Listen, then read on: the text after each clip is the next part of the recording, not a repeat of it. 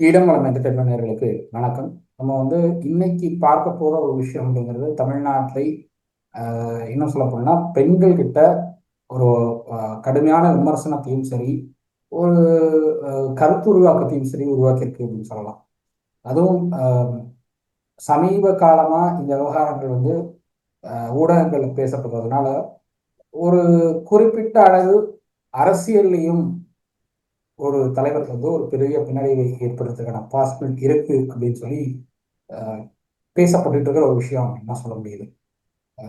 விஜய் அவர்களுக்கும் சங்கீதா அவர்களுக்குமான அந்த விவாகரத்து பிரச்சனை பூதாகரமாகிட்டு இருக்கிறத பார்க்க முடியுது.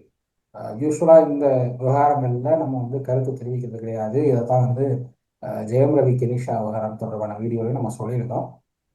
பட் இது ஒரு அளவுக்கு மேலே போகும்போது, அதாவது வீட்டுக்குள்ள ஒரு 4 செவத்துக்குள்ள விஷயம் இருந்தது அப்படின்னா அது யாரும் பேச மாட்டாங்க. ஆனா பொது வெளியில வந்ததுக்கு அப்புறம் பேச்சுகள் இருக்கத்தான் செய்யும். அப்படிங்கிறப்போ இந்த விவகாரத்துல என்ன நடக்குது அப்படிங்கிறத முதல்ல புரிஞ்சுக்க வேண்டிய அவசியம் இருக்கு.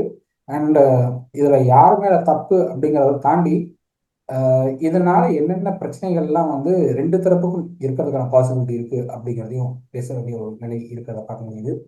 ஒரு பக்கம் சங்கீதா அவர்களுக்கு ஆதரவான கருத்துக்கள் இருக்கு, இன்னொரு பக்கம் விஜய் அவர்களுக்கு ஆதரவான கருத்துக்கள் இருக்கு, விஜய் அவர்களுக்கு எதிர்ப்பும் இருக்கிறத பார்க்க முடியுது. ஸோ அதனால எல்லா விஷயத்தையும் இன்னைக்கு பேச போறோம்.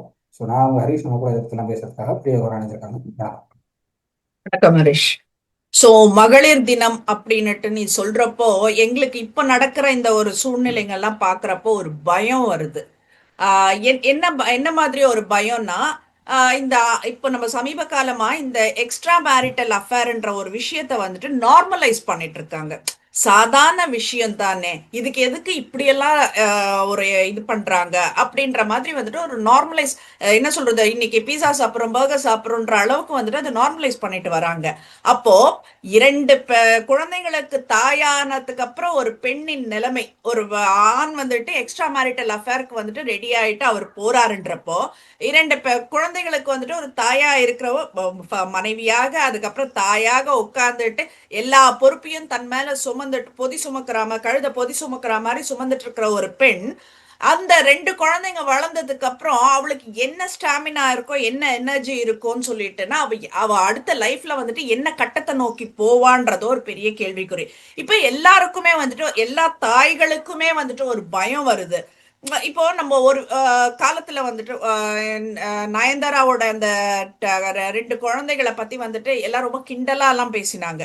தாய்மன்னா என்ன தெரியுமா, இது தெரியுமா, அது தெரியுமான்னு சொல்லிட்டு எல்லாம் பேசினாங்க. இது எப்படி, இது எந்த வகையில இதெல்லாம் நியாயம், பெற்றால் தான் பிள்ளை அப்படின்ற மாதிரி எல்லாம் வந்தாங்க. ஆனா இன்னைக்கு யோசிக்கிறப்போ, ஓகே, இப்ப விக்னேஷ் சிவனுக்கும் வந்துட்டு அதே லாஸ் தான் இருக்க போகுது, நயன்தாராவுக்கும் அதே லாஸ் தான் இருக்க போகுது.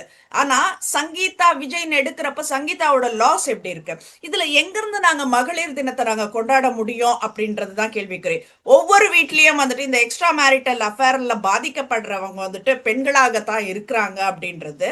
ஆனா அந்த பெண்கள் பாதிக்கப்படும் போது அவங்க மொத்த லைஃப், என்டையர் லைஃப், அவங்க என்டையர் ட்ரஸ்ட் எல்லாமே சுக்கு நூறா உடைஞ்சு போகுது. மென்டலா அவங்க பிரேக் ஆகுறப்போ அடுத்து என்ன பண்ணணும்ன்றது வந்துட்டு அந்த நிதானமா யோசிக்கிற அளவுக்கு கூட திராணி கிடையாது ஒரு பெண்ணுக்கு அப்படின்றதுதான். சோ இன்னமும் நீங்க எல்லாம் வந்துட்டு பெண்களை வந்துட்டு போட்டு மிதிச்சிட்டு இருக்கீங்க அப்படின்றதுதான் நான் சொல்லுவேன் நானு. இப்போ இந்த விஷயம் வந்துட்டு விவாகரத்து விஷயம் நம்ம பேசலாமா வேண்டாமா அப்படின்ற கேள்வி வரப்போ அந்த இப்ப சமுத்திரகனி சொன்ன மாதிரி தான், 4 செவத்துக்குள்ள இருந்தாதான் அது உங்களோட பர்சனல். வெளியில வந்துடுச்சு அப்படின்னா இது கசிந்ததா கசிய விடப்பட்டதான்றதெல்லாம் வேற. 4 செவத்துக்குள்ள தாண்டி வெளியில வந்துருச்சுனாக்கா எல்லாரும் பேசலாம். எல்லாரும் பேசலான்றப்ப வந்துட்டு அதுல ஒரு நியாய தர்மம் இருக்கணும்.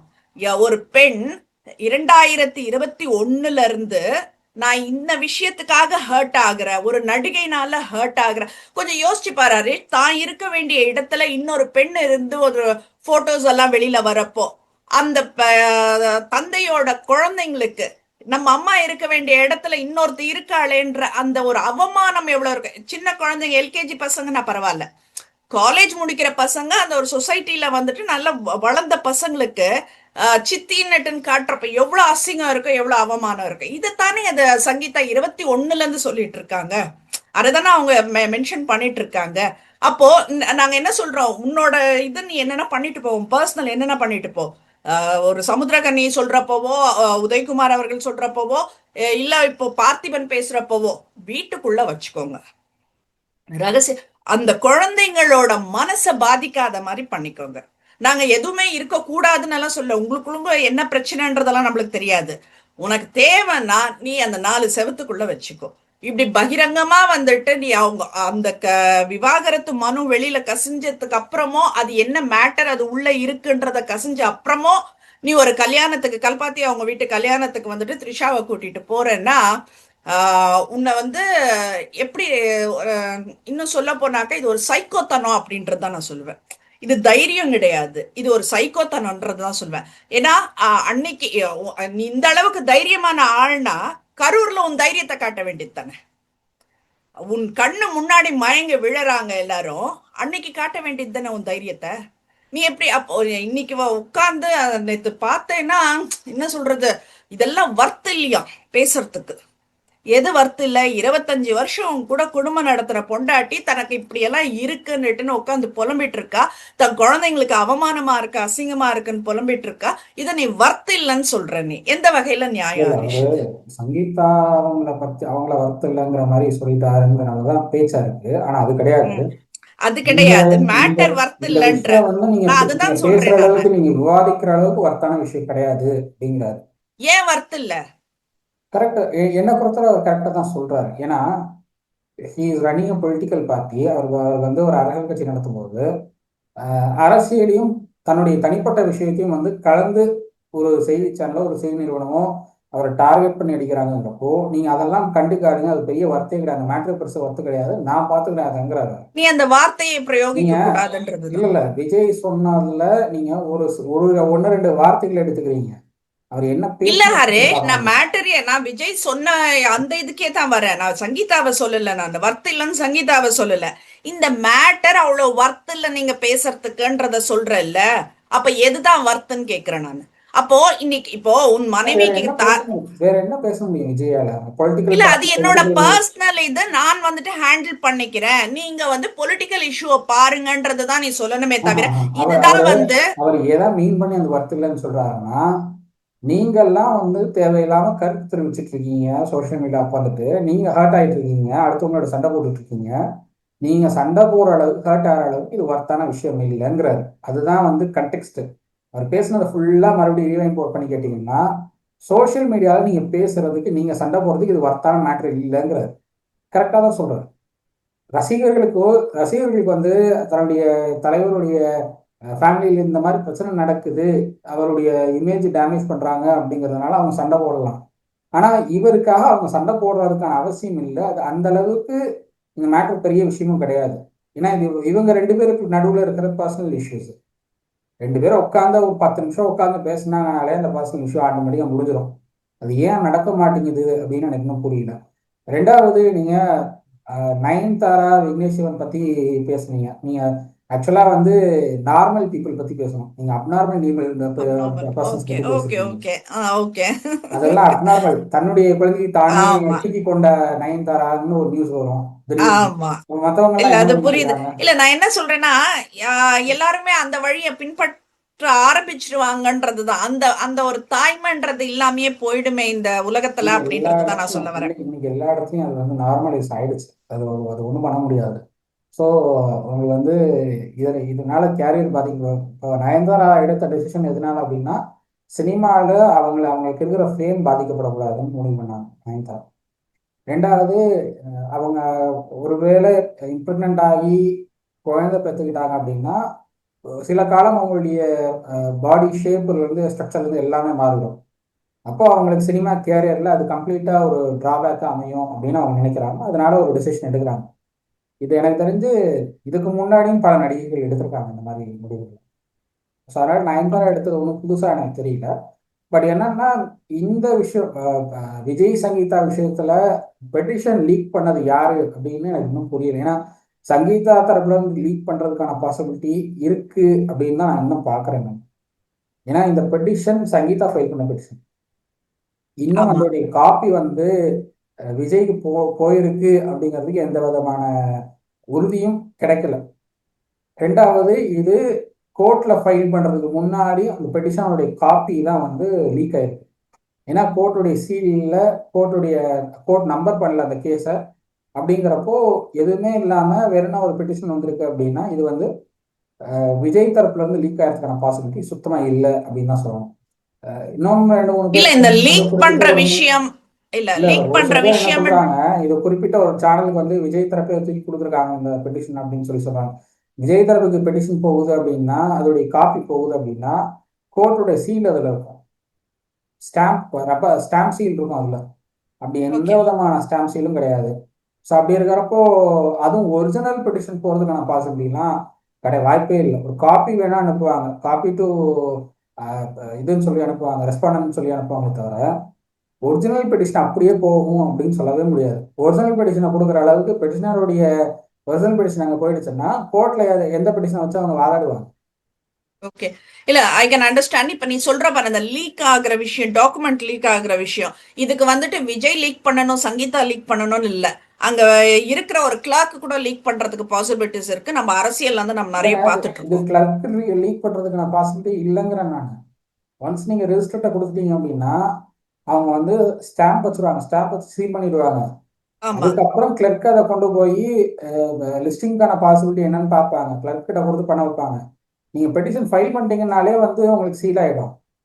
இது சீல் ஆகலை அப்படின்னா ஃபைல் பண்றதுக்கு முன்னாடி இது ஒரு காப்பி எடுத்து வச்சிருந்திருக்காங்க பிடிஎஃபா, மொபைல்ல வந்து இமேஜ் இது பண்ணி பிடிஎஃபா போட்டு வச்சிருந்திருக்காங்க. அந்த காப்பியை சர்க்குலேட் பண்ணி விட்டுருக்காங்க.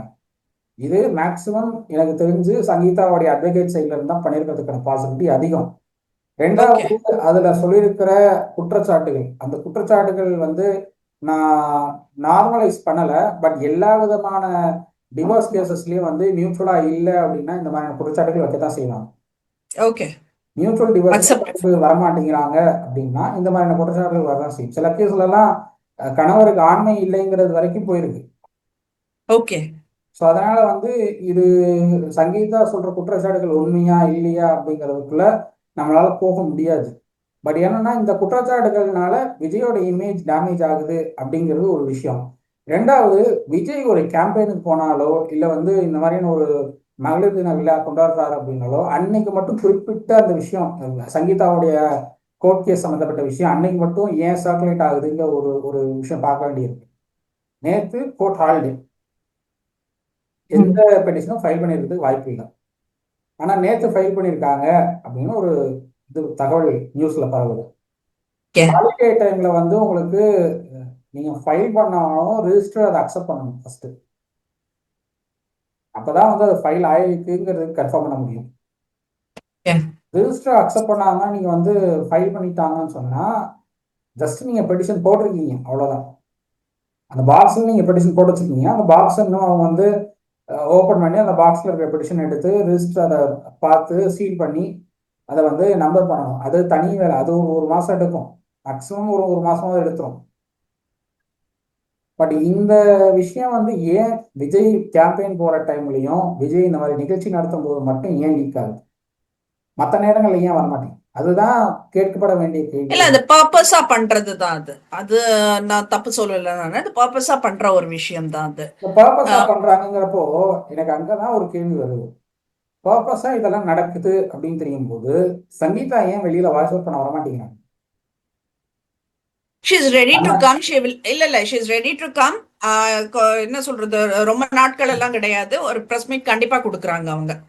இந்த பிரஸ் மீட் கொடுக்குறாங்க, எப்போ கொடுப்பாங்கன்னு தெரியல. பட் வந்து தன்னோட பேரை வச்சு மற்ற மீடியாஸ் வந்து லாபம் பார்க்குறாங்க அப்படிங்கிறது சங்கீதாவுக்கு நல்லா தெரியுது, தெரியும். அவங்களுடைய அட்வொகேட்டுக்கும் அது புரியும். அப்படி இருந்தும் இதனால லாபம் பார்க்கட்டும் விடுறாங்கன்னா அப்ப சங்கீதா என்ன பிளான்ல இருக்காங்கன்னு பார்க்கணும். இல்ல நீ என்ன சொல்றது, எனக்கு ரொம்ப எனக்கு கிடைச்ச தகவல் என்ன அப்படின்னா செல்வி அவர்கள் சங்கீதா அவர்களுக்கு உதவி பண்ணிட்டு இருக்காங்க அப்படிங்கிற ஒரு தகவல் எனக்கு இருக்கு. பெங்களூர்ல இருந்து செல்வி அவர்கள் சென்னைக்கு வந்திருக்கிறதாகவும் அவங்க சங்கீதா அவர்களுக்கு சப்போர்ட் பண்ணி உதவிகள் பண்ணிட்டு இருக்கிறதாகவும் லீகலா சங்கீதா அவர்களுக்கு சப்போர்ட் பண்ணிட்டு இருக்கிறதாகவும் ஒரு தகவல் இருக்கு. ஓகே. ரெண்டாவது, what's wrong in it? Rajasundar Pandian அவர்களையும் இந்த வழக்குல வந்து அட்வொகேட்டா அப்பியர் பண்ண வைக்கிறதுக்கான ஏற்பாடுகள் நடந்துட்டு இருக்கிறதாகவும் ஒரு தகவல் இருக்கிறத பார்க்க முடியுது. ஓகே. ஒரு இல்ல பொலிட்டிக்கல் பார்ட்டியை சேர்ந்த ஒரு ஃபேமிலி வந்து இதுல இவ்வளவு அக்கறை காட்ட வேண்டிய அவசியம் என்னன்னு ஒரு கேள்வி வருது அப்போ. ம். நீங்க மகளிர் தினம் அப்படின்னுட்டுன்னு சொல்றப்போ வந்துட்டு ஒரு பொலிட்டிக்கல் பார்ட்டில வந்துட்டு மகளிர் தினத்தை கொண்டாடுறாங்க. அப்போ ஒரு பொலிட்டிக்கல் பார்ட்டில இருக்கிற ஒரு பெண்மணி இன்னொரு பெண்மணிக்கு, சக பெண்மணிக்கு வந்துட்டு உதவுறது எந்த வகையில தப்புன்னு சொல்றீங்கன்றது எனக்கு இல்ல தெரியல. இல்ல, சோ தப்புன்னு இது சொல்லல. இரு இரு நான் இன்னொரு ரைவல் விஷயம், நான் பார்ட்டியா மெயின் இருக்காங்க, விஷயம் நான் சொல்றேன். ரைவல் பார்ட்டியா இருக்காங்க. இப்போ டிஎம்கேல இருக்கிறவங்களுக்கு டிஎம்கேல பிரச்சனைன்னா ஏடிஎம்கேல வந்து யாரும் போய் நான் வாலண்டியரா உதவி பண்றேன்னு போக மாட்டாங்க. ஹெல்ப் கேட்டா மட்டும்தான் போய் நிற்பாங்க. அதுதான் வந்து விஷயம். சங்கீதா ஹெல்ப் கேட்டுக்கலாம், கேட்டிருக்காங்களா? டிஎம்கேட்ட ஹெல்ப் கேட்டிருக்கலாம், கேட்டிருக்காங்களா? ஏன்னா இப்போ சமீபத்துல வந்துட்டு ஒரு இறப்புக்கு கூட வந்திருந்தாங்க. பேசி திறந்து திமுகவோட போயிருங்க, இறப்புக்கு கூட விஷயத்தை திறந்து போயிருங்க. வந்திருந்தாங்க. சோ ஹெல்ப் கேட்டிருக்கலாம். என்ன சொல்றது, இந்த மாதிரி நான் கோ த்ரூ பண்ணிட்டு இருக்கேன்ற அந்த விஷயத்த வெளியில சொல்லிருக்கலாம். நான் என்ன தெரியுமா சொல்றேன், பியாண்ட் பாலிடிக்ஸ், இதெல்லாம் பாலிடிக்ஸ்க்கு அப்பாற்பட்ட ஒரு விஷயம்ன்றது தான் நான் சொல்றேன். இது ஒரு பெண்ணோட உணர்வுன்றது தான் நான் சொல்றேன். நான் எந்த அளவுக்கு வலி இருக்கும், நாம வந்து இப்ப இப்படி பேசுறது கூட வந்துட்டு அந்த பெண்ணுக்கு எவ்வளவு வலிக்கும்ன்றது தான் நான் ஃபீல் பண்றேன். நான் அவங்க வந்து இதை ஒரு கேமாவோ இல்ல அந்த எலெக்ஷன் டைம்க்கு ஒரு ஆப்பர்ச்சுனிட்டியா யூஸ் பண்ணிட்டு பண்றதோ அதெல்லாம் கிடையவே கிடையாது. ஏன்னா end of the day she's woman, அவ்வளவுதான். அவங்கனால இல்லைங்க, உங்களுக்கு அவ்வளவுதான் முடியும். இல்ல ரெண்டே விஷயம் தான். உங்களுக்கு டிவோர்ஸ் வேணும், உங்களுக்கு வந்து உங்க பசங்களால வந்து சொத்துல கிளைம் கேட்க முடியாது, அதனால நீங்க வந்து அலிமோனி கேட்டு அதுல இருந்து உங்க பசங்களுக்கு ஷேர் பிடிச்சு கொடுக்கறதுக்கு நீங்க முயற்சி பண்றீங்க. இந்த ரெண்டு விஷயம் தான் நீங்க வந்து விஜய் கிட்ட எக்ஸ்பெக்ட் பண்றது. கேட்க முடியாது. ஏன் பசங்களுக்கு அதுல உரிமை இல்லைங்கிறாங்களே, அட்வொகேட்ஸ் லீகலாவே சொல்றாங்களே. ம். பசங்களுக்கு அதுல உரிமை கேட்கறதுக்கு உரிமை இல்லை, இவங்க தான் கேட்க முடியும் அப்படின்னு சொல்லி சொல்றாங்க. ம். ஆஸ் அ ஒய்ஃபா வந்து அலிமோனி கேட்டு அதுல இருந்து பசங்களுக்கு இப்போ ஷேர் பிடிச்சு கொடுக்க முடியும். அப்படி இல்லைன்னா வேற பாசிபிலிட்டி என்னன்னு பார்க்கணும் அப்படிங்கிறாங்க. ஏன்னா ரெண்டு பசங்களும் நேஷனாலிட்டி இந்தியா கிடையாதுங்கிறது தான் தகவலா இருக்கு. ஓகே. ம். ஸோ அது ஒரு ப்ராப்ளம் இருக்கு அவங்களுக்கு. ஸோ அதனால முடியாது அப்படிங்கிற ஒரு தகவல் இருக்கிறத பார்க்க முடியுது. பட் இது எப்படி இந்த ரெண்டு விஷயத்தை தாண்டி அவங்களுக்கு வேற எந்த ப்ராப்ளம் இருக்கிற மாதிரி தெரியல சங்கீதாவுக்கு. எனக்கு தெரியல ஹரிஷ், நீங்க வந்துட்டு ஆண்களோட பார்வையிலேயே நீங்க பேசிட்டு இருக்கீங்க. ஒரு இல்லைங்க, பெண்ண walk on domestic shoes violence தான் சொல்றேன் டொமஸ்டிக் நானு. வயலன்ஸ்னு இல்ல இல்ல, சொல்றாங்க, இதை டொமஸ்டிக் தவிர வேற வயலன்ஸ் சொல்றாங்க. பிரச்சனை இல்லைன்னு சொல்றது நிஜமா என்னால வந்துட்டு இல்ல இல்ல, அக்செப்ட் பண்ண நான் முடியாது. நான் நான் இது இன்னும் ஓப்பனாக உடைக்கிறேன். டொமஸ்டிக் வயலன்ஸ்னு சொல்றாங்க, டொமஸ்டிக் வயலன்ஸ்னு சொல்றவங்க ஏன் அதுக்கு தனியாக கேஸ் ஃபைல் பண்ணல? ஏன் டிவோர்ஸ் மட்டும் போடுறாங்க? ஒரு போலீஸ் ஸ்டேஷனுக்கோ கோர்ட்டுக்கோ எல்லாம் போக முடியாது. ஒரு அடி அடிச்சதுக்கெல்லாம் வந்துட்டு இது தப்புன்னு ஒரு ஹிந்தி பிலிம் வந்துச்சு, அது அந்த மாதிரி கிடையாது. இது ஃபேமிலி. இவங்க லவ் பண்ணி கல்யாணம் பண்ணிட்டு வராங்க, வேற நாட்டுல இருந்து லவ் பண்ணி இங்க வந்து லவ் பண்ண கல்யாணம் பண்ணிட்டு வர ஒரு அதாவது பெண். ரெண்டு, அதுலயும் நான் சொல்றேன், அதையும் நான் மறுபடியும் சொல்றேன். லவ் பண்ணது சங்கீதா லவ் பண்ணாங்க, விஜய் பண்ணல. தாலி கட்டினது யாரு, சங்கீதா கட்டினாங்களா, ஏன் விஜய் ஏன் கட்டினாரா? கட்டினாருங்கிறதுக்கு அவரே ஒரு ஒரு அதல் பேட்டி இப்போ கொடுத்திருந்தாரு. கொஞ்ச நேரத்துக்கு முன்ன பேசினதுதான், என்ன குழந்தையா? இல்லைங்க, அப்பா ஆ, அம்மா சொல்றாங்கிறதுக்காக அவர் பண்ணியிருக்காரு, கல்யாணம் பண்ணியிருக்காரு. ஓகே. அப்பா அம்மா எவ்வளவு நல்ல விஷயங்கள் எல்லாம் சொல்லியிருக்காங்க, அதெல்லாம் பண்ண வேண்டியது தானே. இதே இல்ல இதே விஜய் அவர்களை பத்தி சில வருடங்களுக்கு முன்பு இதே மாதிரி ஒரு பஞ்சாயத்து நடந்தது. அதே நடிகை தொடர்புபடுத்தி ரெண்டு பேருக்கும் வந்து திருமணத்தை மீறிய உறவு இருந்துட்டு இருக்கு அப்படின்னு சொல்லி ஒரு பஞ்சாயத்து நடந்தது. அன்னைக்கும் சங்கீதா அவர்கள் தலையிட்டாங்க அப்படிங்கிறது தான் பார்க்க முடியுது. அது அவங்க பெட்டிஷன்லயும் மென்ஷன் பண்ணியிருக்காங்க. இல்ல ஆரம்பத்துல, எனக்கு அதாவது ஒன்ஸ் வந்து உங்க ஃபேமிலியில உங்க ஹஸ்பண்ட் வந்து இந்த மாதிரி பண்றாரு அப்படிங்கிறப்போ அன்னைக்கே நீங்க வந்து எனக்கு இதுல விருப்பம் இல்லை, நீங்க உங்க லைஃப்பை நீங்க இப்படிதான் வாழ்றீங்கன்னா நீங்க வாழ்றவங்க, நான் மூவ் ஆயிக்கிறேன்னு விட சொல்ல. முடியாது ஹரிஷ், அதான் சொல்றேன். நீங்க ஆண்களோட கண்ணோட்டத்துல பாக்குறீங்க, நாங்க பெண்களோட கண்ணோட்டத்துல பாக்குறோம். ரெண்டு குழந்தைக்கு அம்மா ஆன ஒருத்தர் வந்துட்டு அடுத்து நம்ம வந்துட்டு நம்ம லைஃப ஸ்பாயில் பண்ணிக்கிறோம். ஓகே, குழந்தைங்களுக்கு வந்துட்டு அதே அப்பா ரெண்டு இல்ல இல்லாம இல்ல பண்ணணுமான்றதுதான் கேக்குறேன் நான். அதே ரெண்டு குழந்தைங்களுக்கு அம்மா தான் வந்து ஜெயம் ரவி அவங்களுடைய மனைவி. டிவோர்ஸ் வேணான்னு நிக்கிறாங்க. ம். நீங்க ஆமா, சொல்ற ரெண்டு எனக்கு குழந்தைங்களோட புருஷன் அம்மா, வேணும்னு நிக்கிறாங்க. இல்ல நீங்க சொல்ற ரெண்டு குழந்தைங்களோட அம்மா டிவோர்ஸ் வேணும்னு நிக்கிறாங்க. ரெண்டுமே வந்து திருமணத்தை மீறிய உறவு சம்பந்தப்பட்ட வழக்கு தான். That's fine Harish. என்ன இப்ப ஒருத்தர் பண்ணாங்கன்றதுனால இன்னொருத்தர் அப்படியே பண்ணணும்ன்றதுல. அதைத்தான் நான் ஆனா சொல்றேன். ரெண்டு பேரும் ஒரே விஷயத்துல ஹர்ட் ஆயிருக்காங்கன்றதுதான் நான் சொல்றேன். அவங்க எடுக்கிற என்ன சொல்றது முடிவுகள் வேணா மாற்றம் இருக்கலாம். ஆனா வலிகள் அந்த 2 பேருக்குமே முடிவுகளுக்கு ஒரே யார் வலிதான். காரணம், அந்த முடிவுகளுக்கு எந்த யார் காரணம்னு பெண்ணாக பார்க்கணுங்கிற. இருந்தாலும், எவ்வளவு மாடர்ன் உலக பெண்ணாக இருந்தாலும், தன் புருஷனை இன்னொருத்தி கூட பாக்குறப்ப வந்துட்டு அந்த எமோஷனல வந்துட்டு ஒண்ணு ஆர்த்தி மாதிரி காட்டலாம், இல்ல ஒண்ணு சங்கீதா மாதிரி காட்டலாம். இதுதான் நடக்கும். இல்ல இன்னும் பழைய காலத்துல இப்ப வந்துட்டு கொஞ்சம் பெண்கள் எல்லாம் கொஞ்சம் முன்னேறிட்டாங்க. இன்னும் அந்த ஆதி காலத்துக்கு நீங்க போனீங்கன்னாக்கா, தன்னால எதுவுமே முடியல, நம்ம மேல ஏதோ பிரச்சனை போல இருக்கு, நம்ம புருஷன் நம்மளை விட்டுட்டு போயிட்டாங்கன்னு சூசைட் வரைக்கும் போறவங்களும் இருக்காங்க. சோ பெண்கள் வந்துட்டு ஒவ்வொருத்தர் முடிவு எடுக்கிறது ஒவ்வொரு மாதிரி, எல்லாரும் ஒரே முடிவு எடுக்கிறது இல்ல. ஆனா வலிகள்ன்றது வந்துட்டு எல்லா பெண்களுக்கும் அது ஒரே வலி. அது அந்த அவுட்புட் அந்த என்ன சொல்றது பஸ்ட் ஆகிறது வந்துட்டு ஒவ்வொரு வகையில பஸ்ட் ஆகுறாங்க, அவ்வளவுதான்.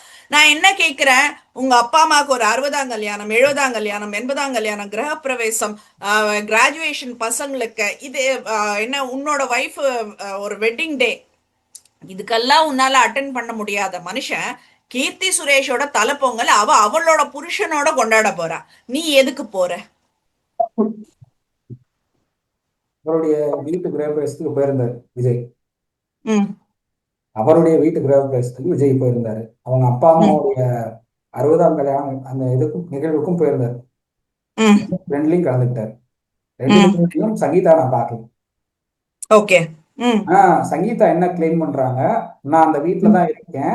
ஆனா ம். வந்து லண்டன்ல வந்து குடிபெயர்ந்துட்டு சமீபத்துல மறுபடியும் அந்த வீட்டுக்கு போறதுக்கு எனக்கு வந்து வழி செய்து கொடுங்க அப்படின்னு கேக்குறாங்க. ம். நான் என்ன நினைக்கிறேன் அப்படின்னா, நீங்க அந்த வீட்டுல தான் இருக்கீங்க அப்படின்னா ஏன் இந்த மாதிரி நிகழ்வுகள்ல நீங்க கலந்துக்கல அப்படிங்கிற கேள்வி எனக்கு முதல்ல வருது. இல்ல, அது அதோட ஸ்டேட்மெண்ட்டுக்கு அது அர்த்தம் இல்ல. நான் வந்துட்டு இன்னொரு கல்யாணம் எல்லாம் பண்ணிக்கல, எனக்கு எக்ஸ்ட்ரா மேரிட்டல் அஃபேர் கிடையாது, எனக்கு வேற போக்கு கிடையாது, என்னோட வீடு இதுதான் ஃபைனலா. சோ எனக்கு அந்த வீட்ல இடம் வேணும், அதுதான் அவங்க மீன் பண்றாங்க. It doesn't mean that I am staying தேர்ன்றதெல்லாம் அவங்க மீன் பண்ணல.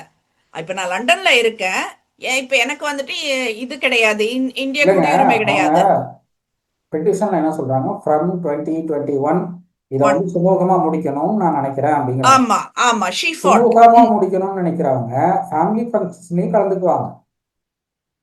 ஃபேமிலி ஃபங்க்ஷன்ஸ்லயும் கலந்துக்கிட்டு அவங்களோட ஒரு நல்ல ஜெல்லா இருந்தாங்க அப்படின்னா இவங்களுக்கு தேவையான சுமூகமான தீர்வு அன்னைக்கே கிடைச்சது.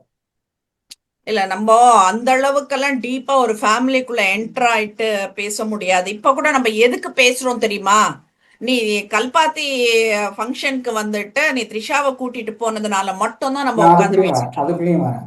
ஒருத்தர் ஒரு பெண்ணை வந்து கூட்டிட்டு போறாரு அப்படிங்கிறதுனால அது எக்ஸ்ட்ரா மேரிட்டல் அஃபேர் ஆயிடுமா? ஒரு ஒரு நிகழ்வை கூட்டிட்டு போறாரு அப்படிங்கிறதுனால எக்ஸ்ட்ரா மேரிட்டல் அஃபேர் ஆயிடுமா அப்படிங்கிற கேள்வி எழுந்துட்டு தான் இருக்கு. தொடர்ச்சியா இருந்துட்டு தான் இருக்கு. நம்ம வந்து இதை வந்து ஓகே. ஜெயம் ரவி கணேஷா ஒரு நிகழ்வுக்கு போனப்போ நம்ம இதை பத்தி கேள்வி எழுப்பியிருக்கோம். இன்னைக்கும் அந்த கேள்வி இருந்துட்டு தான் இருக்கு. ஆனா இந்த மாதிரி ஒரு சர்ச்சை எழுந்துட்டு இருக்கும்போது ஏன் கூட்டிட்டு போறாரு அப்படிங்கிற ஒரு கேள்வி இருக்கு. அந்த ஒரு கேள்வி பெருசா எழுது. ஏன்னா இவங்க வந்து ஒரு எக்ஸ்ட்ரா மேரிட்டல் அஃபேர் இருக்கு அப்படிங்கிற ஒரு புகார் தெரிவிக்கிறாங்க. அந்த புகார் தெரிவிச்ச அடுத்த 2 3 நாள்லயே வந்து இந்த மாதிரி ஒரு நிகழ்வுக்கு ஒரே கார்ல பயணிக்கிறாங்க, த்ரிஷாவும் சரி விஜயும் சரி. நிறைய கிளைம்ஸ் வந்துச்சு, 2 பேரும் தனித்தனி கார்ல தான் இருந்தாங்க, தனித்தனி கார்ல தான் போறாங்க அப்படின்னு. இல்லை, வீடியோ ப்ரூஃப் இருக்கு மட்டும். 2 பேரும் ஒரே கார்ல தான் வந்தாங்க, ஒரே கார்ல தான் போயிருக்காங்க அப்படிங்கிறது தெளிவா தெரியுது. இதுல விஜய் என்ன நினைக்கிறாரு அப்படிங்கிறத தாண்டி த்ரிஷா என்ன நினைக்கிறாங்கிறத நான் முக்கியமா பார்க்குறேன். ஏன்னா த்ரிஷா வந்து ஷீ இஸ் இன்ட்ரெஸ்டட் அப்படின்னு தான் நான் எக்ஸ்பெக்ட் பண்றேன். இன்ட்ரெஸ்ட் காட்டாம அவங்களுக்கு வந்து இதுல வந்து இவ்வளவு சைலண்டா இருக்கிறதுக்கான பாசிபிலிட்டி இல்லை. ரெண்டாவது, தன்னை சம்மந்தப்படுத்தி ஒரு விவகாரம் சுத்திட்டு இருக்கு அப்படிங்கிறதுனால அவங்க அமைதியா இருக்காங்க அப்படிங்கிறத பார்க்கும்போதும் அவங்களுக்கு இது ஓகே, இந்த மாதிரி அஃபேர் ஓகேன்னு நினைக்கிறாங்களோ அப்படிங்கிற ஒரு சந்தேகத்தை இந்த இந்த ஒரு நிகழ்வு எழுப்புது அப்படின்னு நான் பாக்குறேன். நீங்க இதை எப்படி பாக்குறீங்க? இல்ல, I am not okay with this. என்ன சொல்றது, நீங்க பேசுறது எல்லாமே வந்துட்டு ஆண்கள் சம்பந்தப்பட்ட விஷயங்களா இல்ல பேசுறப்போ இல்ல, எனக்கு நான் கொஞ்சம் நான் ஹர்ட் என்னுடைய பார்வையை ஆகுது. நான் சொல்லலாம், என்னுடைய பார்வையை இல்ல, நான் சொல்றேன். அதுதான் சொல்றேன், ஒரு ஆணின் பார்வையை தான் நான் சொல்றேன் நானு. எனக்கு நிஜமாவே ஹர்ட் ஆகுது. என்ன சொல்றது, என்னதான் நம்ம விளக்கமா சொன்னாலும் வந்துட்டு ஒரு ஆணுக்கு ஒரு பெண்ணை பற்றியான புரிதல் கொஞ்சம் கூட வரமாட்டேங்குதுன்ற ஒரு வலி இந்த மகளிர் தினத்துல நான் வெளிப்படுத்தணும் தான் நினைக்கிறேன் நான். கடைசி வரைக்கும் நீங்க புரிஞ்சுக்க போறது இல்லைன்றது மட்டும்தான். ஏன்னா அந்த பெண்ணுக்கு இருக்கிற வலி கொஞ்சம் நஞ்சம் கிடையாது மகளிர், ஹரிஷ். அதாவது பெண்களுடைய வழி தெரியாமையா வந்து அவர் வந்து பெண்களுக்கு பல்வேறு திட்டங்களை அனௌன்ஸ் பண்றாரு நேற்று. ஒய்ஃபுக்கு உன் பொண்ணுக்கு கொடுக்காத திட்டங்களை நீ மத்தவங்களுக்கு கொடுக்கறனாக்க நாங்க நம்பணுமா? அதே மேடையில ஒரு பெண்மணி வந்துட்டு மைக்க பிடிச்சு பேசுறாங்க, இந்த மாதிரி எல்லாம் நாடகம் எல்லாம் நடத்துவாங்க நம்பாதீங்கன்னு சொல்லிட்டுன்னா அப்ப கேமரா அழகா விஜய் மேல காட்டுறாங்க. இது என்ன, அவன் பொருளை எடுத்து அவனையே போடுறதுன்றதுதான் அந்த இது அந்த வீடியோ நீ பார்த்தனாக்க புரியும் அது. சோ எல்லாருக்குமே அதுதான், ஒரு ஆண் வந்துட்டு என்ன சொல்ற, மேக்கப் போட்டுட்டு நிறைய விஷயங்கள் பேசலாம். நீ நடிகன், நீ இன்னும் நான் உன்னை அரசியல் தலைவராலாம் நாங்க ஏத்துக்கல. ஏன்னா வந்துட்டு நீ ஒரு எலெக்ஷன் நின்று அதுல வந்துட்டு உனக்கு என்ன ஓட் பேங்க்ன்றது தெரிஞ்சப்பறம் தான் நான் உன்னை அரசியல்வாதின்னு சொல்ல முடியும். நீ ஒரு நடிகன், உனக்கு என்ன தெரியும்? ஒரு ஸ்கிரிப்ட்ல இருக்கிறத வந்துட்டு அந்த ஃபேஸ் எமோஷனோட என்ன சொல்றது, அந்த ஸ்கிரிப்ட்ல கூட வந்துட்டு இந்த இடத்துல வந்துட்டு நீங்க அமைதியா இருக்கணும், இந்த இடத்துல நீங்க அழணும் அப்படின்றதெல்லாம் இருக்குன்னா அது சோசியல் மீடியால பரவுற விஷயம். அது உண்மையாங்கிறதுலாம் அவங்களுக்கு தெரியாது. உண்மை இல்ல. ஆனா வந்துட்டு ஒரு நடிகனுக்கு அது மட்டும் தான் தெரியும்ன்றேன் நானு. என்ன ஸ்கிரிப்ட்ல இருக்கோ அந்த எமோஷன்ஸ் எப்படி எப்ப கொண்டு வரணும்னு நினைக்கிறாங்களோ அது அப்பதான் தெரியும்ன்றது தான் என்னோட பார்வை. இப்ப நான் வந்துட்டு த்ரிஷாவும் ஒரு பெண் தானே அப்படின்னு கொண்டு வந்தீங்கன்னா எனக்கு அதுதான் சத்தியமா புரியல. இந்த மாதிரி த்ரிஷாக்கள் எல்லாம் வந்துட்டு ஒரு பெண் அங்க அழுதுட்டு இருக்கும் போது நான் என்ன சொல்றேன் தெரியுமா, இந்த எக்ஸ்ட்ரா மேரிட்டல் அஃபேரே இருந்திருக்க கூடாதுன்னெல்லாம் நான் பேசவே இல்லை. நீ பண்றது திருட்டுத்தனம், இன்னொருத்தி புருஷனை நீ களவாடி இருக்க. அப்படி இருக்கும்போது அதை நீங்க வந்து பிரைவசி, அது யாரும் பேசக்கூடாதுன்னு நீங்க யோசிச்சீங்கன்னாக்கா அது அப்படி பிரைவசிக்கு அப்படி கொண்டு போங்க. எதுக்கு பப்ளிக்ல வந்து நிக்கிறீங்க இதுல? அது ரசிகர்கள் உண்மையிலேயே சொல்றேன், இவங்கெல்லாம் நாட்டுல என்ன ஆக போறாங்க நாளைக்குன்றது எனக்கு நிச்சயமா தெரியல. நான் ரசிகர்கள் சொல்லல, ரசிகைகளை சொல்றேன் நானு. என்ன, விஜய்க்கு நாங்க அண்ணா அக்காவா இருப்போம், தங்கையா இருப்போம், தேவைப்பட்டால் மனைவியாவும் இருப்போம். அக்கா தங்கைன்ற உறவுக்கும் மனைவின்ற உறவுக்கும் என்ன ஒரு நூலிழ வித்தியாசம் தான் இருக்கா? என்ன பேசுறீங்க நீங்கன்றது தெரிஞ்சு பேசுறீங்களான்றது எனக்கு தெரியல. இன்னொரு அம்மா பேசுறாங்க, பிரச்சாரத்தப்போ இன்னொரு பேச்சு இருந்தது, வீடியோ நானே குரூப்ல போட்டிருந்தேன். இல்ல எவ்வளவு இன்டர்வியூ தவறான எடுக்கிறாங்க, ஒரு வழி நடத்தல்ன்றது ஒரு ஒரு சொல்றேன் நான். சேனல் இன்டர்வியூ எடுத்திருக்காங்க. அதுல வந்து சங்கீதா அவர்களை கொச்சையா பேசுறாங்க. இத்தனைக்கும் அந்த பொண்ணுக்கு ஒரு 21 வயசு 22 வயசு தான் இருக்கும்னு நினைக்கிறேன். சங்கீதா அவர்கள் கொச்சையா பேசுறாங்க. அதே நேரம் வந்து அவங்க என்ன சொல்றாங்க அப்படின்னா, எங்க அண்ணன் விஜய், எங்க அண்ணன் விருப்பப்பட்டு என்ன கூப்பிட்டாலும் நானும் கூட அவரை கல்யாணம் பண்ணிக்குவேன் அப்படிங்கிற ரேஞ்சில் பேசுறேன். என்னடா பண்றீங்க? அதுதான் நான் கேக்குறேன் நானு. நம்ம இந்த கலாச்சாரம் எல்லாம் நம்ம பேச வேண்டாம். நான் என்ன சொல்றேன், இந்த சகோதரத்துவம்ன்றத வந்துட்டு ஏன் கொச்சப்படுத்துறீங்கன்னு கேக்குறேன். உனக்கு வந்துட்டு ஒரு ரசிகை என்ன சொல்றது, இப்போ எனக்கு கமலாசன் பிடிக்கும்னுட்டு நான் சொல்றேனாக்க கமலாசன் தான், கமலாசன் அண்ணானெல்லாம் நான் சொல்ல மாட்டேன் நானு. அதுதான் நான் சொல்ல வரேன் நானு. அந்த அண்ணா தம் என்ற உறவுகளுக்கும் அக்கா தங்க என்ற உறவுகளுக்கும் தாய் என்ற உறவுகளுக்கும் வித்தியாசம் கொடுங்கன்றதுதான் நான் சொல்றேன் நான். இதுல இன்னொரு பெண்மணி இதெல்லாம் பெருமையா பேசுறாங்க ஹரிஷ். ஒரு பெண் சொல்றா, என் குழந்தைய நான் ஹாஸ்பிட்டல் அட்மிட் பண்ணிட்டு விஜயை பார்க்க வந்தேன். அந்த குழந்தை முக்கியமா விஜய் முக்கியமா உனக்கு? எனக்கு சத்தியமா புரியல. இவங்க எல்லாம் வந்துட்டு என்ன மாதிரி ஒரு மைண்ட் செட்ல இருக்காங்கன்றது கூட எனக்கு புரியல. நாளைக்கு உலகம் எப்படி மாறப்போகுதுன்றது புரியல. ஹாஸ்பிட்டலுக்கு வந்தேன்னு சொல்றது கூட சினிமா கிரேஸ்ன்னு நான் எடுத்துக்குவேன். அது வந்து உங்களுக்கு நார்மல் சினிமா கிரேஸ். ஏன்னா ஒரு ஹீரோ வந்து ஒரு ஹீரோ பாலிடிக்ஸ் போறாரு அப்படிங்கிறப்போ அது அது நார்மல்.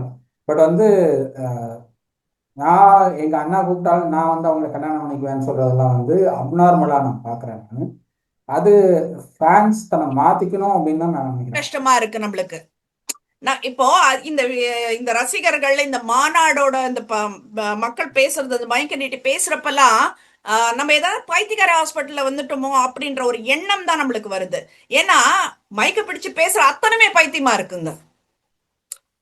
சத்தியமா புரியல. அந்த உறவுகளோட அந்த வித்தியாசங்களும் புரியாம இப்படி இருக்காங்களே, இது என்ன மாதிரி ரகம்ன்றது நம்மளுக்கு புரியல.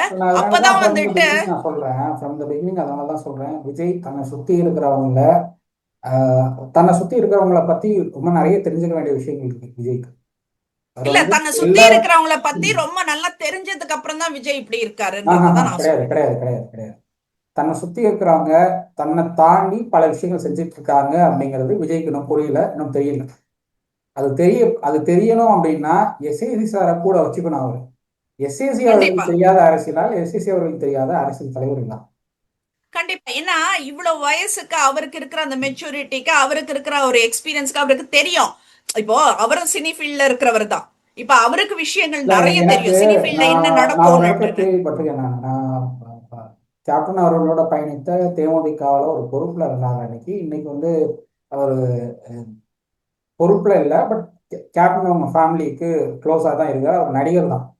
அவர் என்கிட்ட, நான் ஃபர்ஸ்ட் சினிமா இண்டஸ்ட்ரிக்குள்ள நுழைஞ்சதுக்கு அப்புறம் கேப்டனை பார்க்கறதுக்கு போனா அந்த டைம்ல என்கிட்ட சொன்ன ஒரு விஷயம், எஸ்ஏசி அண்ணனையும் வந்து கூப்பிட்டாங்க, கேப்டன் கூப்பிட்டாங்க. நீ தளபதி தெரியுமா, உனக்கு விஜய் தெரியுமா அப்படின்னா, நான் தெரியும் அப்படின்னா. அப்போ அவங்க அப்பா எஸ்ஏசி கூப்பிட்டாங்க கேப்டன், டிஎம்டிகே தேமுதிக சேருங்கன்னு சொல்லி கூப்பிட்டாங்க. பட் தன்னுடைய பையனுடைய கேரியர் வந்து அது ஸ்பாயில் பண்ணிடும், பாலிடிக்ஸ்ல இப்ப இறங்குனா அது ஸ்பாயில் பண்ணிடும், இப்பதான் இந்த கேரியர் நல்லா போயிட்டு இருக்கு, இந்த நேரத்துல வேணாம் அப்படின்னு வந்து எஸ்எஸ்சி அவர்கள் ஒதுங்கி நின்னதா ஒரு தகவல் அன்னைக்கு சொன்னாங்க. ஸோ இன்னைக்கும் நான் இப்பவும் சொல்றேன், நான் எஸ்எஸ்சி அவர்கள் வந்து இன்னைக்கும் ஒரு வாட்ஸ்அப்ல மெசேஜ் அனுப்பிச்சா உடனே கான்டாக்ட்ல பேசக்கூடிய நபராக தான் இருக்காரு. எப்போ நீங்க பேசினாலும், எப்போ நீங்க மெசேஜ் அனுப்பிச்சாலும் அது ரெஸ்பாண்ட் பண்ணக்கூடிய ஒரு நபராக தான் இருக்காரு. அவருடைய வாட்ஸ்அப்ல வந்து டிபியா கூட விஜய் அவருடைய போட்டோ தான் இருக்கு. இதுதான் அவங்களுக்கு வந்து இருக்கு, அப்பாவுக்கும் பெத்தவங்களுக்கு இருக்கு. மகனுக்குமான உறவு வந்து எங்கேயோ ஒரு இடத்துல ப்ராப்ளமேட்டிக்கா இருந்தாலும் விஜய்க்கு ஒரு பிரச்சனைன்னா முதல்ல நிற்கக்கூடிய நபரா எஸ்சி சார், எஸ்சிசி சார். கண்டிப்பா, கண்டிப்பா. நான் என்ன தெரியுமா சொல்றேன், தந்தை சொல்மிக்க மந்திரம் இல்லைன்றத ஃபாலோ பண்ணுங்கன்றதான் நான் விஜய் கிட்ட சொல்வேன். அவர் எஸ்எஸ்சி சாருக்கு வந்துட்டு வந்துட்டு இருக்கிற அந்த பிலிம் இண்டஸ்ட்ரி எக்ஸ்பீரியன்ஸ் ஆகட்டும், பொலிட்டிக்கல் எக்ஸ்பீரியன்ஸ் ஆகட்டும், நிறைய விஷயங்கள் கத்து கொடுத்துருக்கோம். அத என்ன நீங்க கத்துக்கிட்டீங்கன்னாச்சும் உட்கார்ந்து ரெண்டு பேரும் பேசுனீங்கனாலே வந்துட்டு இதுக்கு எல்லாத்துக்குமே ஒரு தெளிவு கிடைக்கும் அப்படின்றதுதான். ஆனா இன்ன வரைக்கும் எனக்கு தெரிஞ்சு இப்ப இந்த இன்சிடென்ட்டை பாக்குறப்ப கூட எஸ்எஸ்சி அவர்கள் வந்துட்டு ஒரு இதுக்கு கொடுத்திருந்த ஸ்டேட்மெண்ட் கொடுத்திருக்கிறது என்ன அப்படின்னா, விஜய் தெரியாம தான் பண்றாரு, இல்ல அது தன் பிள்ளையை விட்டு கொடுக்க பழைய மாட்டேங்கிறாரு. இன்டர்வியூ வந்து இப்போதைக்கு அவங்க வந்து எதுவும் பேசுற ஐடியால இல்லை, பேச மாட்டாங்க இல்ல, ஓகே. அப்படின்னு நினைக்கிறேன். பிஃபோர் இந்த இஷ்யூ ஆரம்பிக்கிறப்போ. அது 6-7 வருஷத்துக்கு முன்னாடி கொடுத்த இன்டர்வியூ ஆக்சுவலா. அந்த ம். டைம்ல நான் கூட நிறைய விஷயங்கள் நான் என்னுடைய சோஷியல் மீடியாவில் நினைத்து கூட ஷேர் பண்ணியிருக்கேன். சில பேர் என்ன பண்றாங்க அப்படின்னா, நான் அந்த நிர்வாகிகளுடைய பேரெல்லாம் நான் குறிப்பிட விரும்பல, ரொம்ப வருஷம் விஜயோட தான் இருக்காங்க. விஜய்க்கு என்ன பண்றாங்க அப்படின்னா, வாட்ஸ்அப்ல ஒரு குரூப் வச்சிருக்காங்க. விஜய் மக்கள் இயக்கம்னு ஒரு குரூப் ஓடிட்டு இருந்தது அந்த டைம்ல வாட்ஸ்அப்ல. இந்த நிர்வாகிகள் மட்டுமே இருக்க ஒரு குரூப் இருந்தது.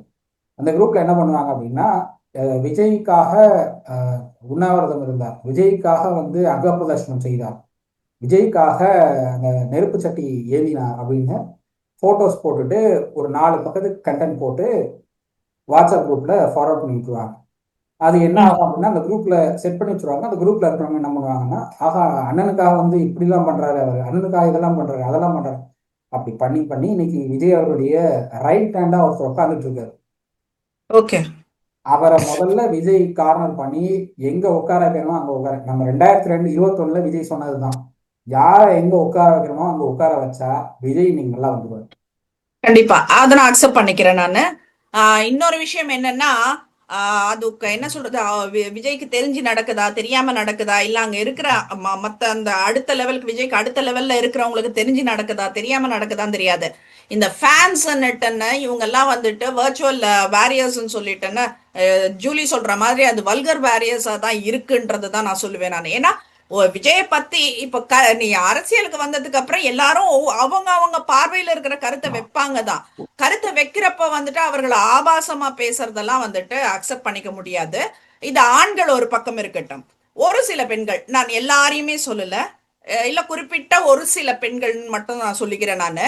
அவங்க என்னமோ வந்துட்டு ரொம்ப நல்லவங்க மாதிரி எல்லாம் வந்துட்டு என்ன இந்த இதுக்கு முன்னாடி வந்துட்டு இந்த மாதிரி வார்த்தைகள்லாம் அவங்க சந்திக்காத மாதிரியும் வீடியோஸ் எல்லாம் போட ஆரம்பிக்கிறாங்க. இந்த மாதிரி இங்க டிவி கேல ஜாயின் பண்ணதுக்கு அப்புறம் வந்துட்டு என்னோட இதெல்லாம் உழைப்பெல்லாம் வாங்கிட்டு என்னை இப்படி பண்ணிட்டாங்க அப்படி பண்ணிட்டாங்க அப்படின்னு சொல்லிட்டு, அதே மாதிரி ஒரு பெண் என்று கூட பாராமல் என்ன இப்படி பண்ணிட்டாங்க அப்படின்னு. ஆனா அவங்க வந்துட்டு அடுத்த பெண்களை வந்துட்டு எவ்வளவு ஆபாசமா பேச முடியுமோ அதே சோசியல் மீடியால பேசியிருக்காங்க. அடுத்தவன் வாழ்க்கையை எப்படி கெடுக்கணுமோ அதே சோசியல் மீடியால கெடுத்திருக்காங்க. ஆனா இன்னைக்கு ரொம்ப பாவப்பட்டு ஒரு முகத்தை வச்சுட்டு ஒரு என்ன சொல்றது, கண்ணீரெல்லாம் விட்டு பேசுறவங்க எல்லாம் ஒரு சில பேர் இருக்காங்க அந்த விஜயோட கட்சியில மட்டுமே. ஸோ என்ன சொல்றது, மகளிர் தினம் எதுக்காக கொண்டாடுறோம், யாருக்காக கொண்டாடுறோம், எங்களுக்கு புரியாமே கொண்டாடிட்டு இருக்கோன்றது தான் வந்துட்டு நான் முடிவா சொல்ல முடியும் இதுல. நேற்று மகளிர் தினத்துக்கு கூட சில அறிவிப்புகள் வெளியிட்டிருந்தார் விஜய் அவர்கள். ஆஹ் விஜய் அவர்கள் வந்து எதுக்கு பாலிடிக்ஸ் வந்தேன் அப்படிங்கிறத ஒரு முறை விளக்கியிருந்தார். அதுல அவர் ரொம்ப தெளிவா சொல்லியிருந்தாரு, இலவசங்கள் இல்லாத ம். ஒரு கவர்னன்ஸ் நான் கொடுக்கணும்னு நினைக்கிறேன் அப்படின்னு ஒரு வார்த்தை ஆரம்பத்துல அவர் தான் சொன்னார். அதை ம். வச்சுட்டுதான் அருண்ராஜ் அவங்க உட்பட நிறைய பேர், ஆதவர்ஜன் அவர்களே வந்து பேசினார் சில இடங்கள். 1000 ரூபாய் கொடுக்குறீங்க, 1000 ரூபாய் நாங்க கேட்டோமா அப்படின்னு சொல்லி ஆதவர்ஜனாவே ஒரு மேடையில பேசினார். இன்னைக்கு அந்த 1000 ரூபாய் அப்படிங்கிறத 2500 ரூபாயை நாங்கள் உயர்த்தி கொடுப்போம் அப்படின்னு விஜய் சொல்றாரு.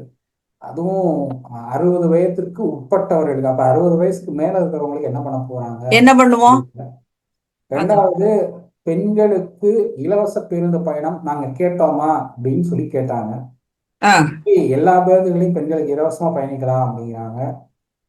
அதாவது டிஎம்கே கவர்மெண்ட்ல வந்து பெண்கள் இலவசமா பயணிக்கலாம் அப்படின்னு சொன்னதுனாலேயே வந்து ஏகப்பட்ட நிமிஷத்துல பேருந்து போக்குவரத்து துறை போயிட்டு இருக்கிறத பார்க்க முடியுது.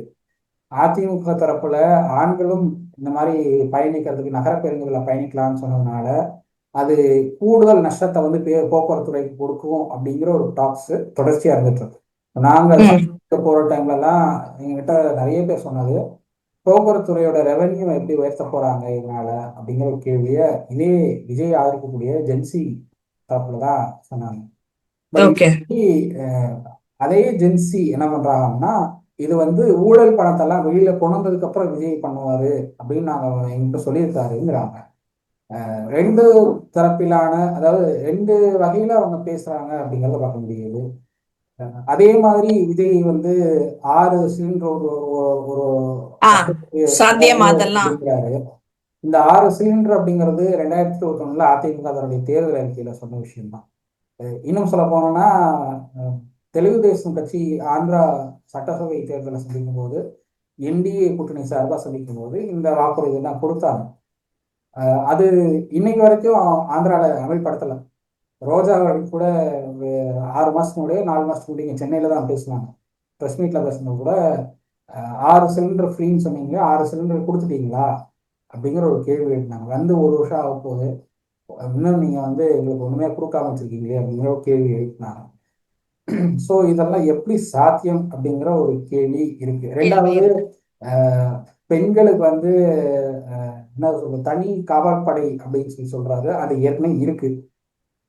எஸ்ஓஎஸ் அந்த அறிமுகமும் வந்து ஆண்ட்ராய்டு ஆப் மூலமா 2018ஆம் ஆண்டு அதிமுக அரசுலேயே கொண்டு வந்துட்டாங்க. இந்த எஸ்ஓஎஸ் பட்டன் நீங்க வந்து அழுத்தினாலோ, காவலன் ஆப்னு சொல்லி ஒரு ஆப் இருக்கு. அந்த ஆப்ல வந்து எஸ்ஓஎஸ் பட்டன் நீங்க அழுத்தினாலோ, இல்லை அந்த ஆப்பை ஓப்பன் பண்ணி வச்சுட்டு நீங்க போனை ஷேக் பண்ணாலோ 5 நிமிஷத்துல உங்களுக்கு வந்து இந்த மகளிர் பேட்ரோல் வந்து நீங்க இருக்கிற இடத்துக்கு வந்துடும். லொகேஷன் ம். அதுவே ஷேர் ஆகி நீங்க இருக்கிற இடத்துக்கு அந்த பேட்ரோல் வந்து உங்களுக்கு வந்து உதவி பண்ணும் அப்படிங்கிறது தான் வந்து விஷயம். இது ஓகே. புதுசா ஏதோ இருக்கிற மாதிரி விஜய் அவர்கள் சொன்னதும் எனக்கு ஆச்சரியத்தை தான் கொடுக்குது. விஜய், நான் அதுதான் ஃப்ரம் த பிகினிங் சொன்னேன், விஜய் அவர்களை சுத்தி என்ன நடக்குதுங்கிறது விஜய்க்கே தெரியல. தெரியல. ஓகே. அவரை சுத்தி யார் என்ன பண்றாங்க, அவருக்கு வந்து முறையான தகவல் கொடுக்குறாங்களா அப்படிங்கிறது தெரியல. இது இந்த சகிதா விஷயத்துல கூட வந்து அவருக்கு என்ன சொல்லப்பட்டிருக்கு அப்படிங்கிறது எனக்கு தெரியல. அவர் மீடியா பார்க்கக்கூடிய நபரு, ஆனா இதெல்லாம் கவனிக்கிறாரா அப்படின்னு எனக்கும் ஐடியா இல்லை. ஏன்னா ஒரு படத்தினுடைய போராட்டத்தின் போது நானும் அந்த போராட்டத்தில் கலந்துக்கிட்டேன். எனக்கு அப்போதான் மனோபாலா சார்லாம் தனியாக கூப்பிட்டு சொன்னார், நம்ம சினிமா இண்டஸ்ட்ரியில் இருக்கோம், நம்மளே வந்து ஒரு படத்துக்குலாம் எதிர்ப்பு தெரிவிக்கக்கூடாது அப்படின்னு சொல்லி கூப்பிட்டு அட்வைஸ்லாம் பண்ணி, அன்னைக்கு 2014 13 நினைக்கிறேன், அன்னைக்கு நாங்கள் விஜய் அவர்களை சந்தித்தோம். அப்போ சொன்ன விஷயம் என்னன்னா, நான் நியூஸ் எல்லாம் பார்க்குறேன், அதெல்லாம் ஃபாலோ பண்ணிட்டு தான் இருக்கேங்கிற ஒரு கருத்தை அன்னைக்கு அவர் முன்வச்சிருந்தாரு. பட் இன்னைக்கு அவர் பண்றாரா அப்படின்னு எனக்கு தெரியல. நியூஸ்லாம் ஃபாலோ பண்றாரா, எல்லா தகவலையும் கேட்கிறாங்களா அப்படிங்கிறது தெரியல. ஆனா சுத்தி இருக்கிறவங்க அவருக்கு எதுவும் அப்டேட் பண்றது இல்லை அப்படிங்கிறது மட்டும் தெளிவா தெரியுது. ஒரு அப்டேஷனை கேட்காம இருக்கிறத எப்படி தலைவன் சொல்றீங்கன்றதா எனக்கு புரியல. இப்ப நீ சொன்ன இதுல இருந்து இல்ல, தான் நான் கேக்குறேன் நானு. விஜய் நான் இன்னும் தலைவரா நான் பார்க்கல. விஜய் இன்னுமே சினிமா சம்மந்தப்பட்ட ஒரு நடிகரா தான் இருக்கிறதா நான் பார்க்கறேன். அவ்வளவுதான். ஏன்னா ஓகே. தஞ்சாவூர்ல என்ன பேசணுமோ அதை இன்னும் பேசாம தான் இருந்தார். நிறைய விஷயங்கள் இருக்கு. ஃபார்மர்ஸ் இஷ்யூ நிறைய பிரச்சனைகள் இருக்கு. நீங்க வந்து மேல்டாப்பா ஒரு விஷயத்தை இதுதான் நாங்க பண்ண போறோம் அப்படின்னு நீங்க சொல்லிட்டு மூவ் ஆயிட்டீங்க. விவசாயிகள் எத்தனை கஷ்டங்கள் ஆ படுறாங்க. தஞ்சாவூர் பத்தி பேசணும்னா நிறைய பேசலாம். நிறைய பேசலாம். விவசாயிகள் பிரச்சனை இருக்கு, அங்க இருக்கிற லோக்கல் இஷ்யூஸ் இருக்கு, சாதி ரீதியான தாக்குதல்கள் அங்கேயும் அதிகரிச்சுட்டு இருக்கு, திருநெல்வேலி மாதிரி. அதை பத்தியும் பேசியிருக்கலாம்.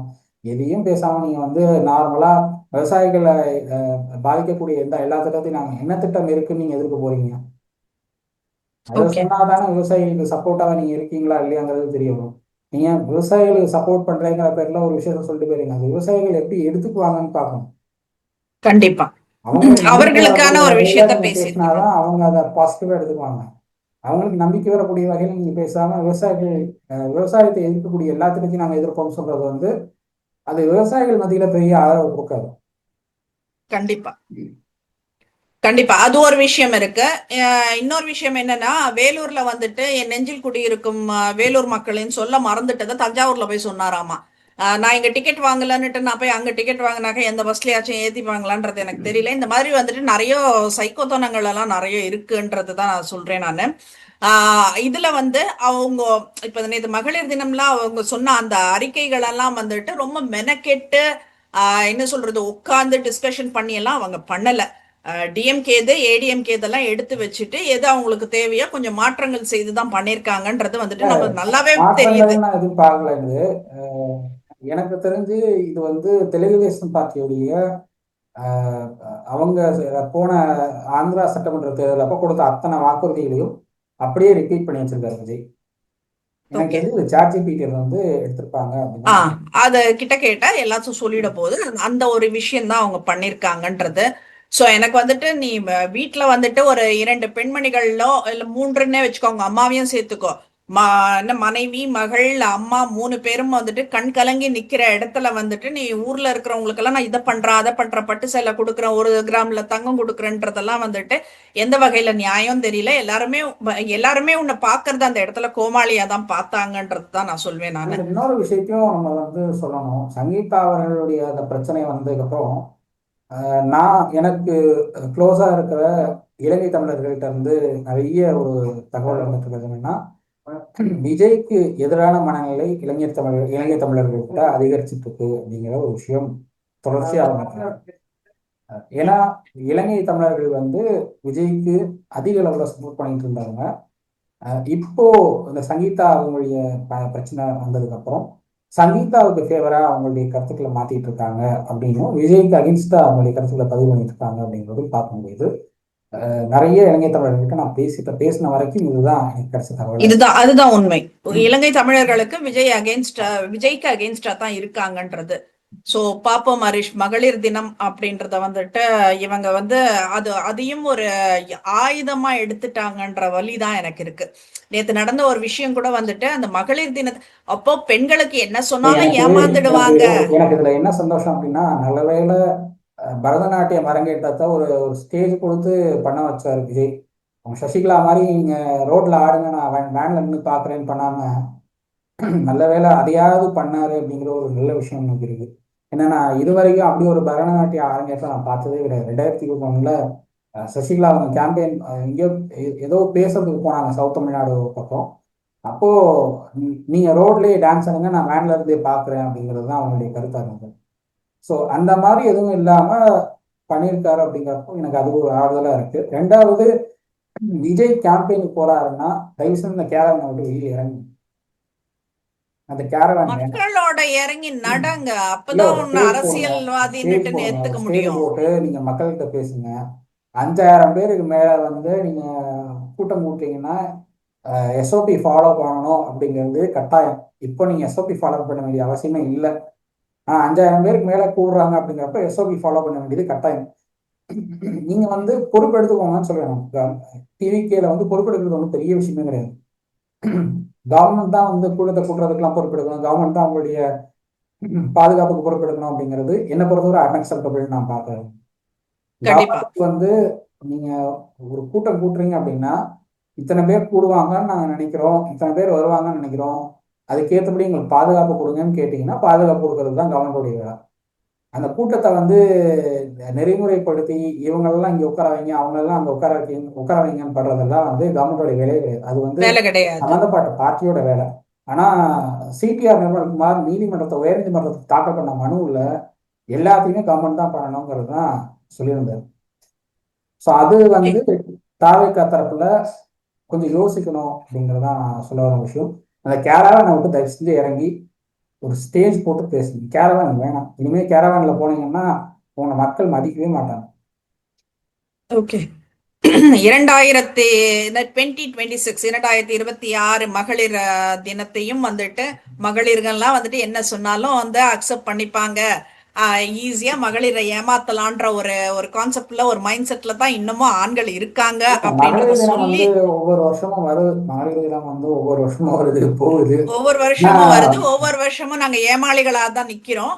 சோ அந்த கான்செப்ட் தான் வந்துட்டு இப்பவும் இந்த வருஷமும் ட்ரை பண்ணிருக்காங்கன்றது தான் நான் சொல்லி இந்த இதுவை உரையை முடிச்சுக்கணும்னு மகளிர் நினைக்கிறேன் நான். தினம் ஒவ்வொரு வருஷமும் வருது. ஒவ்வொரு வருஷம் வந்தாலும் எந்த மாறுதல்களும் பெருசா இல்லை. 5 வருஷத்துக்கு ஒரு தடவை வந்து ஒரு நாட்டினுடைய தலையெழுத்தையோ ஒரு மாநிலத்துடைய தலையெழுத்தையோ தீர்மானிக்கக்கூடிய இடத்துல இன்னைக்கு மகளிர் இருக்காங்க. 52% வந்து 51% மகளிர் இருக்காங்க. அப்படிங்கிறப்போ அந்த 51% மகளிர் வந்து தீர்மானிக்க வேண்டிய இடத்துல இருக்காங்க. தமிழ்நாட்டுடைய தலையெழுத்தம்.